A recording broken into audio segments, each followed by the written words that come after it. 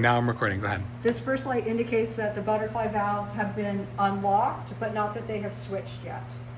Our second light is our battery activated light. This is to indicate the 2 dry batteries on board the missile are charging. There's a bladder of electrolytes above it, and when the key is turned, the electrolytes fall into the batteries and it charges them in 28 seconds. That is the longest part of the launch sequence. Next, we have our APS power light that indicates the missile is successfully running on its own power supply and is detached from the silo. That is when 9,000 gallons of water per minute are pumped into the silo to create a cushion of steam so that it would not blow itself and the silo apart as it attempted its exit. There's an alarm in between these 2 lights, between the silo soft light and the APS power light. The silo soft light indicates that the doors are opening. They are 760-ton doors that would open in 20 seconds. After, we have our guidance go light. The missile is pre-programmed to know where target 2 is. That light indicates the system is working properly and the missile is locked into position to prepare for launch. Our fire engines light, that's pretty straightforward. That's when these butterfly valves then switch. The chemicals mix to prepare for liftoff. It's a pretty quick process we'll go through today. We will hear an alarm at the fire engines light called the klaxon alarm that happens beneath our feet. You would have your emergency war order book. I'm going to play deputy today because normally I'm the BMAT. I would be hanging out here with my book, writing down any code that comes in. Let's say we are 18 hours into our 24-hour work. We hear this.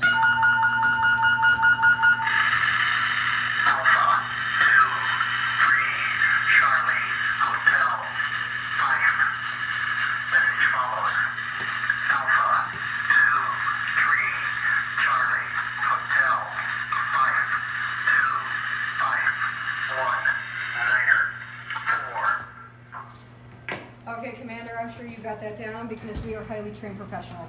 Agreed. We will then swap binders. I have to check your work. Well, Commander, you should probably work on your penmanship. You should get those 8s right. My hotels are not what they used to be. Yeah. Then, after agreeing on every character, we would open the emergency war order safe, or the EWO safe. One of those padlocks would be personal property of the commander, the other of the deputy, and they would be swapped out every alert for the incoming crew to make sure we would be the only people able to open the safe. Out of the safe, we would pull one of these. This is called a cookie. It's called a cookie because you would crack it open like a fortune cookie and pull out your code. You can tell it's official because it says top secret. We would have our authentication code as the first line. This is when we would know whether or not this was a test. Who is the only person who could order a nuclear strike? The President of the United States. Exactly. So this would have to be a real order from the President to launch a retaliation. We would then have our time of launch. We have a couple of clocks here. One would be Tucson time. We don't do daylight savings time here in Arizona. It makes us sound a bit of a time island. I don't know what time it is in Russia or Cuba. What time do you think this clock would be, Sonia? I think that clock would be set on Greenwich Mean Time. Exactly. Greenwich Mean Time, GMT, or Zulu time, which is universal. And the deputy's job would be to uncode the time and call that out. Then we would have our butterfly valve unlock code. Our BMAT would enter that code here in the panel after the commander would call it out to them, and then they would press this button. That's normally my job as the BMAT, to enter the code here. And then we could not hesitate. We have a real order from the President to launch our missile. We know the time of launch, which is of course right now. And we have a code enabling us to actually launch the missile. You have a key you would have gotten out of the safe. Your key obviously is right here. The deputy's key is over here. What do you notice about these? They're too far away for one person to turn both keys simultaneously. Even if I were 6'5" and good with my toes. Victor Wembanyama, he could do it, but yeah, a normal person couldn't. Well, Commander, we have to launch this missile. I will have you say 3, 2, 1 launch and turn the key to the right, hold for a couple of seconds, and then the launch will begin. But what if I'm having second thoughts? Well, where's our enlisted personnel? But that's part of it, right? So the officers had sidearms, theoretically, so they could compel compliance.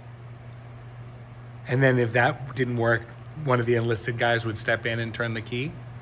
Yep, exactly. Okay. Using the sidearm on the officer if necessary to turn the key. Okay. That's the dark reality. Well, All right, Commander. When you're ready, give me a launch. 3, 2, 1. The launch has begun. You can take a seat. All right, we're already on the battery activated light. This would be the longest 28 seconds of the crew's life. You'd be smoking your last cigarette and thinking that life outside this room would never be the same. They knew it meant World War III and the apocalypse if they ended up getting to the point where they turned the key. There's no undo, there is no redirect. You cannot take it back once the key is turned. That's it. What about the abort light? It's more of a formality. It isn't a button that you can press to stop the sequence. It's just an alert that some other thing had stopped the sequence previously. The missile is running on its own power supply now. Okay. The silo doors are opening. There it is. And my ashtray is empty. It's a shame, really. I know, right? You only need a cigarette for this. Fire engines light and liftoff. That's it. Like you said, less than a minute. 58 seconds for that entire launch sequence. And it's over. That means you just launched a 9 megaton thermonuclear warhead to you don't know where. which Columbus, would cause- Ohio. That's what you were hoping for. I'm not Fair hoping, enough. I'm just guessing. I had some guy say Phoenix one day. He really had a bad day in traffic. So, I mean, to each their own. I wouldn't want to launch one ever at all because it meant the end of the world. It was 900 square miles of pure destruction coming their way. 600 times the strength of the bomb dropped on Hiroshima. And at the moment this missile was launched, in this particular silo, all 54 active Titan II missiles on alert would have been launched at the same time through their own process. They would have looked identical. So the multiplying factors of death and destruction would have been That's exponential. Why it was called mutually assured destruction. No one Indeed. could afford to launch on the United States, or else the United States would blow up the world if struck first.